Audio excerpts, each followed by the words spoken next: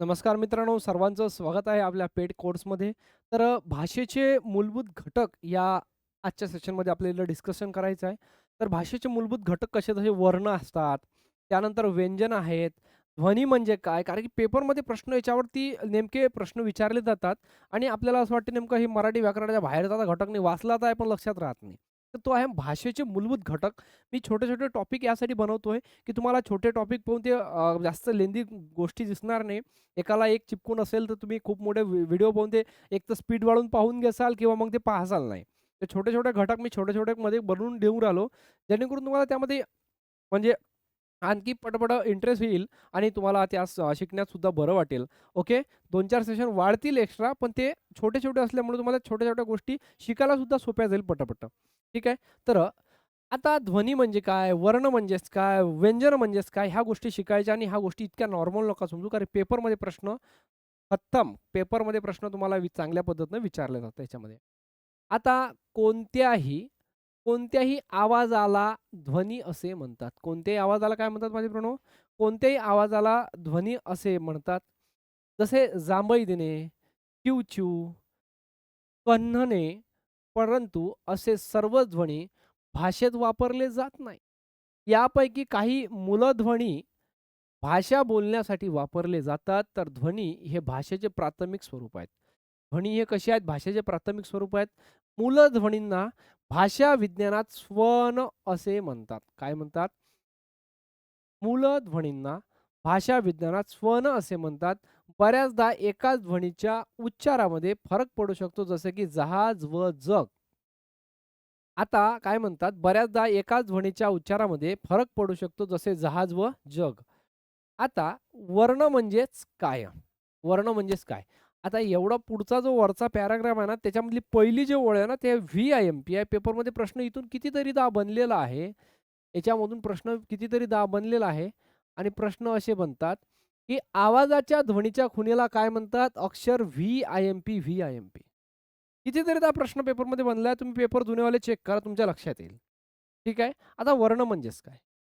तोंडावाटे बाहेर पडणाऱ्या मूलध्वनींना वर्ण असे म्हणतात किंवा स्वन असे म्हणतात. वर्णांना स्वन असे नाव आहे. स्वन, वर्ण. ध्वनीच्या तोंडावाटे बाहेर पडणाऱ्या मूलध्वनींना आपण वर्ण असे म्हणतात. हे जे लाईन आहे, ते व्ही-आय-एम-पी लाईन आहे. हे जे लाईन आहे, ते व्ही-आय-एम-पी लाईन आहे. ओके. श्रीपाद भागवत यांनी वर्णांना भाषेचे मूळ घटक मानलेले आहेत. श्रीपाद भागवत यांनी वर्णांना भाषेचे मूळ घटक मानलेले आहेत. वर्ण व ध्वनी यातील काय फरक आहे ते समजून घेऊ. जसं की ध्वनी आहे. जिवंत, प्रवाही, परिवर्तनशील हे असतात ध्वनी. वर्ण काय असतात? स्थिर असतात, बद्ध असतात, काही प्रमाणात ते कृत्रिम सुद्धा असतात. ज्ञानेश्वर हा जो शब्द लिहिला जाईल, तो हा एक शब्द आहे. नेर, नेर, ज्ञानेश्वर, नेर ही ध्वनिचिन्हे, त्याचबरोबर अक्षरे आहेत. तर ज्ञा आणि श्व, ठीक आहे, ही ध्वनिचिन्हे तसेच जोडाक्षरं सुद्धा आहेत.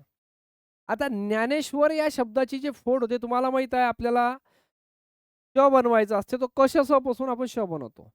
ञ बनवायचा असेल तर दनय पासून आपण ञ बनवतो. मी ते मोजायच्या वेळेस ते सांगेल तुम्हाला. आता ज्ञ म्हणजे दनय. ज्ञ या शब्दाचा अर्थ काय होते? दनय. ज्ञा म्हणजे त्याच्यानंतर काय येईल? आ येईल. ज्ञानेश्वर म्हणजे न अधिक ये अधिक श्व अधिक अधिक र, ज्ञानेश्वर. अशा प्रकारे ज्ञानेश्वर या शब्दाची फोड आहे. हे फोड दिली. हे कोणत्या शब्दाची झाली? ही ज्ञानेश्वर या शब्दाची फोड झाली. हे कोणते ज्ञानेश्वर या शब्दाची फोड झाली? पुढे चालूया आपण. अक्षर म्हणजेच काय? आवाजाच्या किंवा ध्वनीच्या म्हणजेच वर्णाच्या प्रत्येक पूर्ण उच्चारित खुणेला अक्षर असे म्हणतात. आवाजाच्या किंवा ध्वनीच्या प्रत्येक पूर्ण उच्चारित खुणेला अक्षर असे म्हणतात.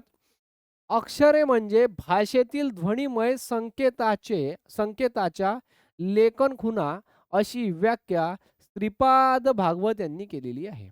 काय म्हणते माझे मित्रांनो? अक्षरे म्हणजे भाषेतील ध्वनिमय संकेताच्या लेखन खुणा अशी व्याख्या श्रीपाद भागवत यांनी केलेली आहे. बोलणे नष्ट होते, परंतु जर का तिथे लिहून ठेवले तर ते नष्ट होत नाही. बोललेले नष्ट होते, पण जर ते लिहून ठेवले, ते काय झाली मग कृत्रिम भाषा झाली. तर मी बोलून राहिलो, ते हवेत विरघळतो, ते नष्ट झालं. त्याचा काही पुरावा नाही. पण ते लिहून ठेवले, तर ते काय झालं म्हणजे कृत्रिम भाषा होते, ते नष्ट होत नाही. ओके. ते दीर्घकाळ टिकते. म्हणूनही या सांकेतिक गुणांना अक्षर असे म्हणतात. अक्षर म्हणजे अधिक श. क्षर म्हणजे नष्ट होते आणि अक्षर म्हणजे नष्ट होत नाही, असे सुद्धा म्हणतात. अक्षर हे पूर्ण उच्चारित असावे लागते. सर्व स्वर, स्वरयुक्त व्यंजने यांचा अक्षरात समावेश होतो. अक्षरात एक किंवा अधिक ध्वनी असू शकतात. अक्षरात एक किंवा अधिक ध्वनी असू शकतात.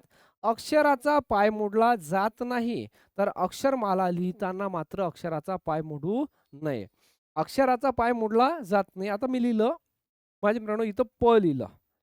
हे झालं आता अक्षर एक. हा झाला एक अक्षर. पण मी दुसरं जर कधी असं लिहिलं, असं, तर हे झालं एक व्यंजन. काय याच्यात दोन याच्यामध्ये हाही प आहे, हाही प आहे. कारण की ज्यावेळेस या प मध्ये आपण अ टाकू तर हा त्यावेळेस पूर्ण प होईल. म्हणजे हे झालं आता अक्षर आणि हे झालं आता अक्षर, पण हे ऑलरेडी अक्षर आहे. म्हणजे याच्यामध्ये पहिलेच आहे. याच्यामध्ये नव्हता. टाकल्यानंतर व्यंजनामध्ये स्वर टाकल्यानंतर त्याचं अक्षर बनून राहिलं प. ठीक आहे. असंच तुम्ही नचं घेऊ शकता, सगळं घेऊ शकता. एक्झाम्पल ऑफ घेतलं मी. अक्षरात एक किंवा अधिक ध्वनी असू शकतात. अक्षराचा पाय मोडला जात नाही. अक्षराला लिहिताना अक्षराचा पाय मोडू नये. अक्षराला लिहिताना काय करू? अक्षराचा पाय मोडू नये. यानंतर पुढचा पहा काय म्हणते. स्वर म्हणजेच काय? ध्रू म्हणजेच उच्चार करणे. ध्रू या शब्दाचा अर्थ काय होते? उच्चार करणे. यावरून स्वर या शब्दाची निर्मिती झाली आहे. स्वर हे वर्ण तसेच अक्षर अशा दोन्हीही प्रकारात मोडतात. त्यांचा उच्चार पूर्ण करण्यासाठी इतर वर्णाची गरज नसते. व्यंजने म्हणजेच काय? व्यंजने पाय मोडून लिहिल्यास ते वर्ण असतात, तर पाय न मोडता लिहिल्यास ते अक्षरे असतात. थोडंसं पाहून घ्या. व्यंजने पाय मोडून लिहिल्यास ते वर्ण असतात. व्यंजने पाय मोडून लिहिल्यास ते वर्ण असतात, तर पाय न मोडता लिहिल्यास ते अक्षरे असतात. आता तुम्हाला पहिलेच सांगितलं मी, पाय मोडून लिहिल्यास ते वर्ण आहेत आणि पाय न मोडता लिहिल्यास ते अक्षर आहेत. जसं इथं उदाहरण दिलं तुम्ही पचं. हे झाला एक प, इथं लिहितो एक प, पण या प मध्ये तुम्ही पाय मोडून. आता हे काय झालं एक व्यंजन आहे. हे काय एक प्रकारचं व्यंजन आहे. याच्यामध्ये जर कधी मी टाकेल त्यावेळेस हा कुठं प बनेल आणि हा ऑलरेडी प आहे. म्हणजे याच्यामध्ये आधीच अक्षर मिळून आहे. समजलं काय? तर व्यंजने म्हणजेच काय?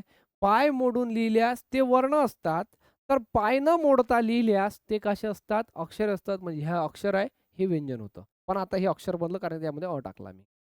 ओके. तर पहिले स्वर म्हणजेच काय? कोणत्या सुरू म्हणजे उच्चार करणे. यावरून स्वर या शब्दाची निर्मिती झालेली आहे. ध्रू या शब्दापासून स्वर या शब्दाची निर्मिती झाली. स्वर हे वर्ण तसेच अक्षर या दोन्ही प्रकारात मोडतात. त्यांचा उच्चार करण्यासाठी इतर वर्णाची गरज नसते. म्हणजेच काय? स्वर हे स्वतंत्र असतात. ज्या वर्णाचा उच्चार करण्यासाठी इतर कुठल्याही गोष्टीचा म्हणजे भाग घ्यावा लागत नाही किंवा इतर कुठल्याही गोष्टीची गरज नाही, त्याला आपण स्वर म्हणतात. म्हणून स्वरांना स्वतंत्र मानले जातात. ठीक आहे. तर व्यंजन म्हणजेच काय? पाय मोडून लिहिले. 2 प्रकारचे व्यंजन, एक पाय मोडून लिहितात, एक पाय मोडून लिहत नाहीत. तर ठराविक क्रमाने आलेला आता शब्द म्हणजेच काय? हे खूप पेपरमध्ये कन्फ्युजन करण्यासाठी विचारतात. याचा कार्यक्रम आज एंडच करून टाकायचा.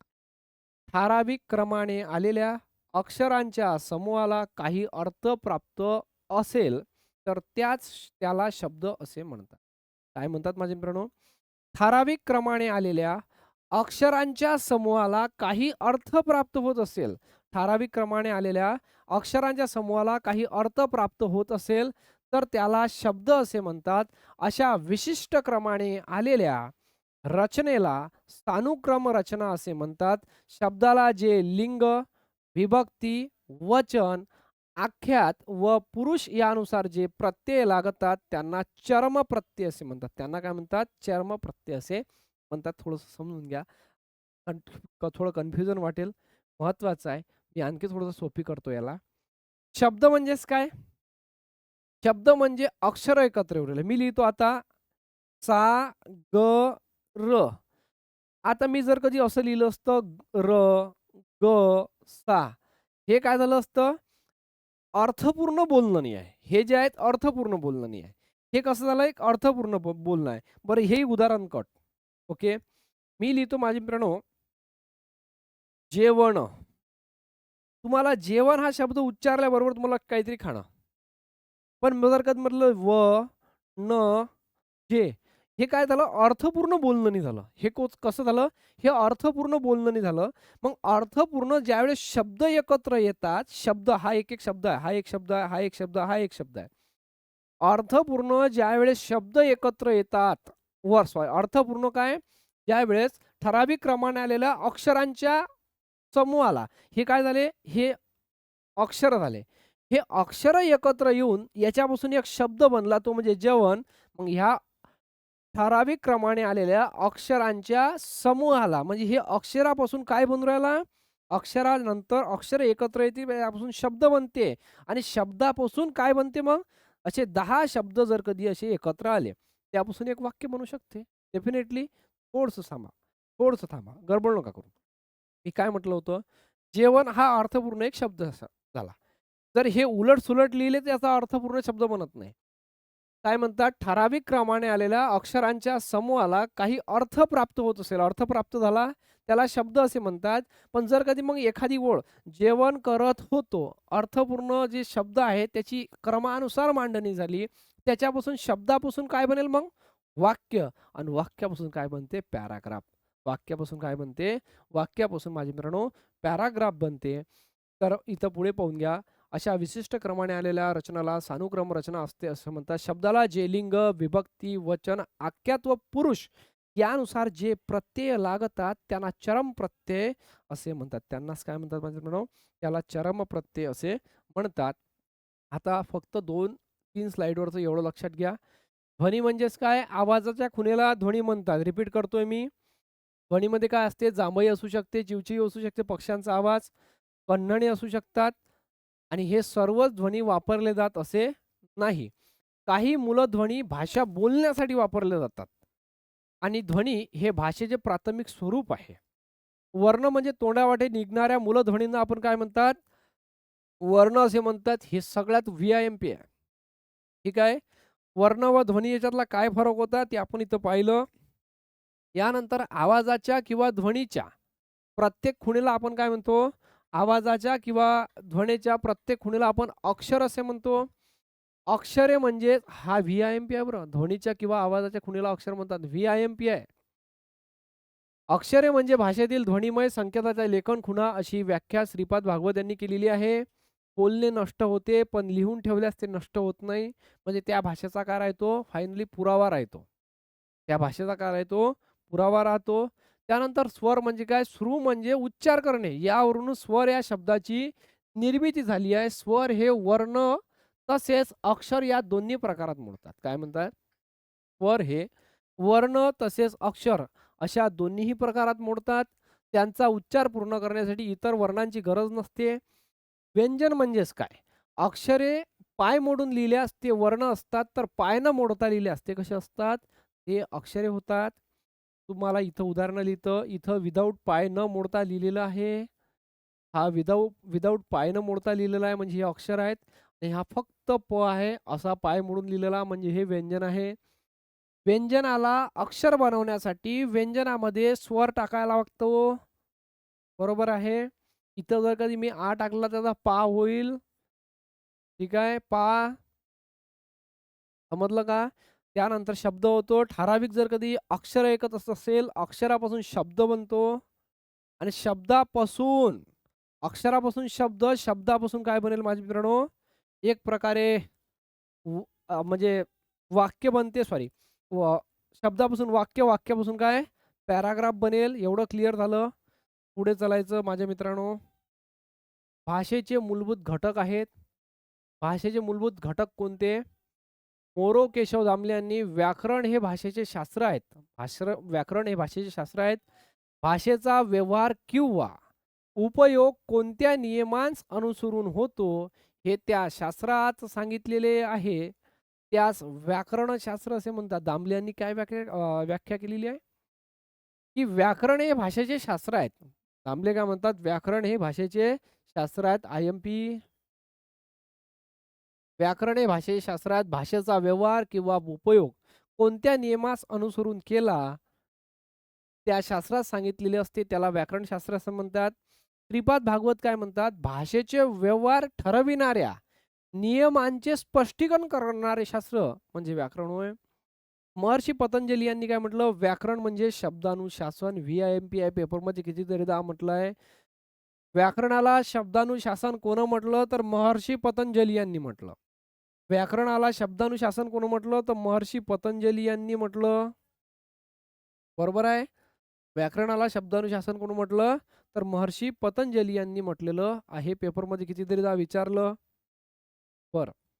यानंतर हे असे झाले. काही याच्यात पी-वाय-क्यू दिलेले आहेत. जास्त काही नसेल पी-वाय-क्यू. 10 पी-वाय-क्यू आहेत. ते आपण घेऊया. ठीक आहे. एम-पी-एस-सी, पोलीस भरती त्याचबरोबर सर्व परीक्षासाठी हे पी-वाय-क्यू विचारलेले आहेत. मिक्समध्ये आहेत त्याच्यामध्ये. पहिला प्रश्न दिलेला आहे. तोंडावाट्या निघणाऱ्या मूलध्वनींना वर्ण असे म्हणतात. मी पहिलीच लाईन सांगितली होती. अगदी बरोबर आहे. जिथं-जिथं नाही आहे ना, त्याला काढून टाकायचं. हे एलिमिनेट पद्धत झाली. ध्वनीला चिन्ह किंवा खूण स्वरूपात लिहिले त्याचे अक्षर बनते. ध्वनीला जर कधी बरं नाही समजलं तर होल्डवर ठेवायचं. शब्द होण्यापूर्वी जी अक्षरे ठराविक क्रमाने येऊन त्यांना अर्थ प्राप्त होणे गरजेचं असते. हे सुद्धा बरोबर आहे. अर्थपूर्ण शब्द समूहाला शब्दाचे जर कधी एकाच सारखे शब्द अर्थपूर्ण एकत्र असेल त्यापासून वाक्य बनते. वाक्यापासून पॅराग्राफ बनते. अक्षरापासून शब्द बनते हे सांगितलं होतं मी. पहा. अक्षरापासून शब्द, शब्दापासून वाक्य आणि वाक्यापासून परिच्छेद. ठीक आहे. हां, अर्थपूर्ण शब्दसमूहाला वाक्य म्हणतात. उत्तरात ड पाहिजे. हे ड पाहिजे उत्तरात. इथं ड नाही आहे, इथं ड नाही आहे, इथं हे ऑलरेडी कटलं आहे. कबड उत्तर झालं. म्हणजे याचा अर्थ काय? 2 नंबरचं सुद्धा स्टेटमेंट अगदी बरोबर होतं. पुढचं. शब्दांच्या समुच्चयाने एक विचार अर्थ व्यक्त होतो. त्याच व्याकरणात काय म्हणतात? मराठी व्याकरणाची शब्द म्हणतात. पाहता समुच्चयाने एक शब्दांचा समुच्चय एकत्र आला. एकाच अर्थाचे वेगवेगळ्या अर्थाचे क्रमानुसार शब्द एकत्र आले. त्याच्यापासून वाक्य नाही बनेल का? वाक्यापासून पॅराग्राफ बनते. शब्दापासून अ, काय म्हणते? अक्षरापासून शब्द बनतो. अक्षरापासून काय बनतो? अक्षरापासून शब्द, शब्दापासून वाक्य. बरोबर आहे? पुढचा अक्षर म्हणजेच काय? आवाजाच्या किंवा ध्वनीच्या प्रत्येक खुणेला अक्षर असे म्हणतात. कितीतरीदा सांगितलं मी थोड्या वेळाच्या आधी. अक्षर म्हणजे काय? तोंडावाटे निघणाऱ्या मूलध्वनींना अक्षर म्हणतात. त्यांना वर्ण असे म्हणतात. अक्षर म्हणजे लवकर नष्ट होणारे नाही, कधी नष्ट न होणारे. यानंतर ठराविक क्रमाने आलेल्या अक्षरांच्या समूहाला काही अर्थ आता अक्षर एकत्र येऊ राहिले. अक्षर एकत्र येत असेल, शब्द बनेल आणि शब्दापासून वाक्य बनेल. Option number 3. पुढचा प्रश्न. खाली दिलेल्या जोड्या तुम्हाला लावायच्या. भाषेचे स्पष्टीकरण करणारे शास्त्र, पूर्ण अर्थाचे बोलणे, त्यानंतर ज्यांचा उच्चार करण्यास कमी कालावधी लागतो आणि स्पष्ट व खणखणीत जे उच्चार असतात त्याला काय म्हणतात? थोडंसं समजून. भाषेचे स्पष्टीकरण करणारे शास्त्र म्हणजे व्याकरण होय. ऑप्शन पहिल्याले 3 नंबर पाहिजे. जिथं-जिथं पहिल्याले 3 नंबर आहे, ते उत्तर बरोबर होऊ शकते. 4 नंबरले 3 दिलं नाही त्यामुळे उत्तर इथं होणार नाही. ज्याचा उच्चार करण्यास कमी कालावधी लागतो. आता कमी कालावधी लागतो त्याला ऱ्हस्व म्हणतात. 3 नंबरच्या ह्याला 2 नंबरचं उत्तर पाहिजे. 3 नंबरच्या ह्याला 2 नंबरचं उत्तर एकाच ठिकाणी आहे. त्यामुळे उत्तर ऑप्शन नंबर 2 झालं. तुम्हाला झाले शिकवलेली शिकवतो हे वर्णमालेमध्ये शिकवतो. ऱ्हस्व दीर्घ काय असते? हे लहान ई, लहान ऊ, इथं लिहितो मी आ, मोठा ऊ, मोठा ई. आता मी जे इथं च्या तुलनेमध्ये आला जास्त कालावधी लागतो. ईच्या तुलनेमध्ये या मोठ्या ईला जास्त कालावधी लागतो. या ऊच्या तुलनेमध्ये 1 मिनिट जास्त कन्फ्युजन होसाल तुम्ही इथं. ईच्या समोर ई लिहितो मी, ऊच्या समोर मोठा ऊ लिहितो. ठीक आहे. आता अच्या तुलनेत आला जास्त कालावधी लागतो. ईच्या तुलनेत या मोठ्या ईला जास्त कालावधी लागतो आणि या ऊच्या तुलनेत या ऊला जास्त कालावधी लागतो. ज्याला कमी कालावधी लागतो त्याला ऱ्हस्व आणि ज्याला जास्त कालावधी लागतात त्याला म्हणतात दीर्घ. त्याला म्हणतात दीर्घ. मग अ, आ, इ, ई, उ, ऊ. तर हे काय होईल? ज्याचा उच्चार करण्यास कमी कालावधी लागतो त्याला ह्रस्व स्वर म्हणतात. 3 नंबरच्या याला 2 नंबरचं उत्तर अगदी बरोबर आहे. भाषेचे स्पष्टीकरण करणारे शास्त्र पूर्ण अर्थाचे बोलणे म्हणजे काय होय? वाक्य होय. म्हणजे 1 नंबरचे सॉरी पूर्ण अर्थाचे 2 नंबरच्याला 4 नंबरचं उत्तर. 2 नंबरच्याला 4 नंबरचं उत्तर आणि स्पष्ट आणि खणखणीत उच्चाराला काय म्हणतात आपण? अनुस्वार असे म्हणतात. याचं उत्तर ऑप्शन नंबर 2 होईल का रे? चला. पुढचा प्रश्न. इंग्रजीत ॲनालिसिस करून मराठीत व्याकरणात हा शब्द आलेला आहे. खूपदा आलेला आहे हा प्रश्न. त्याला म्हणतात वाक्यशास्त्र विचार. त्यालाच काय म्हणतात? वाक्यशास्त्र विचार. इंग्रजीत ॲनालिसिस करून मराठीत व्याकरणात वाक्यशास्त्र विचार आलेला. लेखन नियमानुसार आलेलं अयोग्य, लेखन नियमानुसार आलेले अयोग्य वाक्य ओळखून त्याचा अचूक पर्याय तुम्हाला सांगायचा आहे. अक्षर म्हणजे पूर्ण उच्चाराचे वर्ण होय. व्यंजनात स्वर मिळून अक्षर बनते. व्यंजनात स्वर मिळून अयोग्य असलेलं हां, अयोग्य असलेलं. आता व्यंजनात स्वर मिळून अक्षर बनते. ज्याही वेळेस तुम्हाला अशा प्रकारची इन्स्ट्रक्शन दिल्या जाते ना, त्यावेळेस हे काय करायचं, पहिले तर जे म्हटलं त्याला अंडरलाईन करून घ्यायची अशी किंवा त्याला गोल मारून घ्यायचा.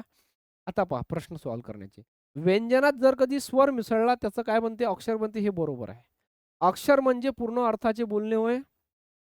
मुखावाटे निघणाऱ्या मूलध्वनींना वर्ण असे म्हणतात. हेही बरोबर आहे, हेही बरोबर आहे. अक्षर म्हणजे पूर्ण अर्थाचे बोलणे होय. तर अक्षर म्हणजे पूर्ण अर्थाचे बोलणे म्हटलं होतं मी. ओके. अक्षर म्हणजे पूर्ण अर्थाचे बोलणे म्हटलं होतं. हो म्हटलं होतं. आणि त्याच्यानंतर म्हणलं अक्षर म्हणजे पूर्ण अर्थाचे बोलणे होय. पूर्ण हे पूर्ण उच्चाराचे आहे आणि हे पूर्ण अर्थाचे आहे. तर नाही पूर्ण अर्थ नाही, अक्षराला पूर्ण अर्थ नाही म्हणू शकत आपण. ठीक आहे. वाक्य म्हणजे पाहिजे आपल्याला काय पाहिजे माझ्या मित्रांनो? वाक्य म्हणजे पूर्ण अर्थाचे बोलणे होय. वाक्य त्यामुळे अयोग्य विधान ऑप्शन नंबर 3 होईल. एखाद्या शब्दसमूहाला किंवा शब्दाला पूर्ण अर्थ प्राप्त झाला आहे, तर त्याला काय म्हणतात? अर्थ पूर्ण प्राप्त झाला आहे त्या शब्दसमूहाला, समूह म्हणजे त्याच्यासारखे एकसारखे, मी घरी आरामात जात होतो. मला जाता-जाता एक ससा दिसला. मी म्हटलं, "ससा रे ससा, बसतोस कसा?" नाही का? तर हे जे काही वाक्य आले, ते शब्द आले त्याला वाक्य म्हणतात. पुढचा प्रश्न. आपल्या तोंडावाटे निघणाऱ्या मूलध्वनींना काय म्हणतात? त्याला म्हणतात वर्ण. त्याला काय म्हणतात माझे मित्रांनो? त्याला वर्ण असे म्हणतात. त्यानंतर आहे वाक्य म्हणजेच काय? अर्थपूर्ण बोलणे. अर्थहीन बोलणे होईल काय? काय होईल माझे मित्रांनो? वाक्य म्हणजे अर्थाचं पूर्ण उच्चार करणे किंवा त्याला अर्थपूर्ण बोलणे म्हणजेच वाक्य होय अशा प्रकारे. सर्वांना समजलं काय? आशा करतो माझ्या मित्रांनो तुम्हाला आजचा सेशन जो आहे आपला तो समजला असेल. भाषेचे मूलभूत घटक हा इथं आपल्याला घ्यायचा होता. महत्त्वाची गोष्ट म्हणजे ॲनालिसिस या शब्दाचा वाक्यविचारशास्त्र, भाषेचे स्पष्टीकरण करणारे शास्त्र म्हणजेच व्याकरण होय. त्याच्यानंतर आपण नेक्स्ट ज्या गोष्टी पाहू त्या आणखीच्या पुढच्या पाहायच्या आहेत. ओके. पटापट सर्व सेशन पहा. काही अडचण असेल तर मला सांगा. मी सेशन डबल घेण्याचा प्रयत्न करेल किंवा आणखी तुमचे काही प्रश्न असतील त्याच्यावरती प्रश्न घेऊन येईल आणि तुमचा जो डाऊट आहे तो दूर करेल. ओके. चलो. Thank you. सो